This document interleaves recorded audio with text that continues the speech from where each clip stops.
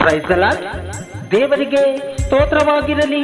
ಈ ದಿನದ ದೇವರ ವಾಗ್ದಾನವು 1 ಕೊರಿಂಥ 10 ಅಧ್ಯಾಯ 13 ವಚನದಲ್ಲಿ, ಮನುಷ್ಯರು ಸಹಿಸಬಹುದಾದ ಶೋಧನೆಯೇ ಹೊರತು ಬೇರೆ ಯಾವುದೂ ನಿಮಗೆ ಸಂಭವಿಸಲಿಲ್ಲ. ದೇವರು ನಂಬಿಗಸ್ತನು, ನಿಮ್ಮ ಶಕ್ತಿಯನ್ನು ಮೀರುವ ಶೋಧನೆಯನ್ನು ನಿಮಗೆ ಬರಗೊಡಿಸದೆ ನೀವು ಅದನ್ನು ಸಹಿಸುವುದಕ್ಕೆ ಶಕ್ತರಾಗುವಂತೆ ಶೋಧನೆಯಾಗುತ್ತಲೇ ತಪ್ಪಿಸಿಕೊಳ್ಳುವ ಮಾರ್ಗವನ್ನು ಸಿದ್ಧ ಮಾಡುವನು. ಆಮೆನ್. ಪ್ರಿಯ ಸಹೋದರರೇ, ನಿಮಗೆ ದಿನ ದಿನವೂ ಕಷ್ಟವು ಬರುತ್ತಲೇ ಇರುವುದು.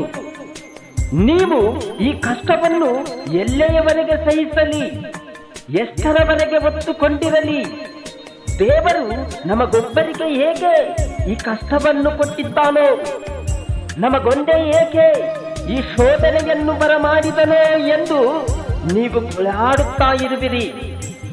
ಆದರೆ ಇಲ್ಲಿ ಪೌಲನು ಹೇಳುವುದೇನೆಂದರೆ, ದೇವರು ನಂಬಿಗಸ್ತನು, ನಿಮ್ಮ ಶಕ್ತಿಯನ್ನು ಮೀರುವ ಶೋಧನೆಯನ್ನು ನಿಮಗೆ ಬರಗೊಡಿಸದೆ ಇರುವನು. ಆಮೆನ್.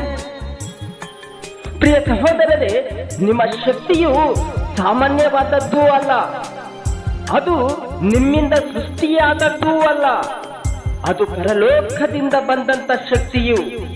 ಆ ಶಕ್ತಿಯನ್ನು ಮೀರುವ ಶೋಧನೆಯು ನಿಮ್ಮ ಹತ್ತಿರಕ್ಕೆ ಬಾರದು.